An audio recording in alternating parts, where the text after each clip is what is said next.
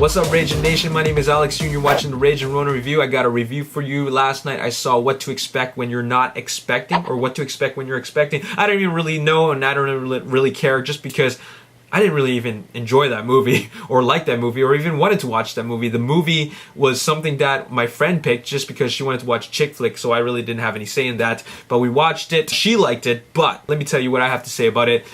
This is a movie that has 5 different character stories. Do you remember a movie called He's Just Not Into You? It's kind of like that, but actually I like that one a lot more because it has this perspective from the female and the male. Well, this one is just the perspective of the female, and maybe that's the reason why I didn't enjoy it as much, because I'm not having a baby, or I don't or I can't have one. But anyways, I'm not in that mode right now. What I'm trying to say is that I couldn't relate to the story at all. Obviously, they had 5 different stories, and I expected them to come together. Because when you have these kind of a story tools, where you have all these different characters, and then they come together, it's a very satisfying thing, just to see how everybody's connected.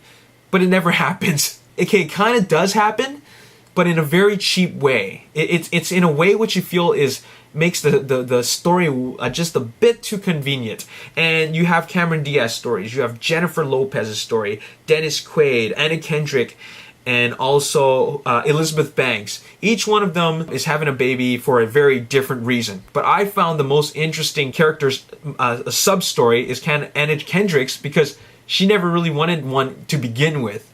And I found her situation the most interesting. But the thing is that she had the least amount of screen time, and I thought that kind of sucked, because everybody else I didn't care about. Because I've seen this kind of story before in other movies where, okay, it's really cliche, the guy's just not prepared for it, but he's too scared to tell her, and then the girls, the female, the Cameron Diaz character is flipping out just because she's not ready for it and all that stuff, and there's a character who wants to have one, but she gets into it for the wrong reasons. We've seen all these characters before, so there really wasn't anything new in this department. But what really got me the most was the fact that the humor was completely forced. It was not intelligent. Hell, like the crude humor could have been a lot better, but it really isn't that funny. The punchlines just aren't there. I mean, even 21 Jump Street, which was completely full of crude humor, that was a lot funnier, and I felt that was intelligent, crude humor, just because the punchlines were just spot on, okay? Every scene had a punchline. For this one, sometimes you just didn't even laugh, but I felt that this was more of a movie for females, because I think that's it. I just couldn't relate to them at all. I've never been in that situation, so I really don't know what it's supposed to feel like. But the fact is that for romantic comedy, it should be funny. I like romantic comedies, but this was something that I didn't really enjoy that much. Okay, when I review a movie, I usually give a movie 5 out of 10, even though the movie didn't have a great story and great characters, but at least was entertaining. I give it a 5 out of 10 if it was like that, but I was getting kind of bored. I felt the movie kind of dragged on, and it just wouldn't end. I mean, get to the point.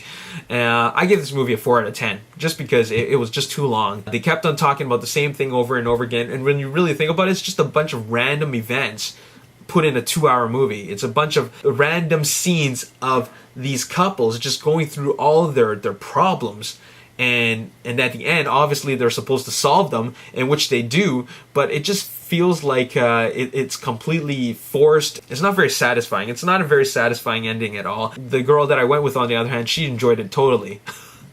And I heard a lot of females laughing in the background in the audience, but yeah, it was not really that great. Oh, I'll tell you something. Chris Rock, who plays a supporting character in the movie, now he was an engaging character. Maybe because he's a veteran actor and I've seen him in a lot of movies, but he was the Yoda of the movie, okay? He was someone who provides words of wisdom and all kinds of just engaging dialogue, and his character was the most interesting other than Anna Kendrick. Everybody else was just completely forgettable. Jennifer Lopez's character was the most annoying. And I just didn't care for that Cameron Diaz situation. Elizabeth Banks was pretty funny, but still I felt it was poor chemistry between her and her husband. So anyways, there you have it, 4 out of 10. I don't recommend this movie unless you're a girl and you like that sort of thing, but there are way better romantic comedies out there. So there you have it, 4 out of 10, what to expect when you're not expecting, and this is what I didn't expect. My name is Alex Yu, and thanks for watching Ragin Ronin review. I'll see you next time. Peace. But the thing that makes this thing work is they take an interesting aspect of science fiction that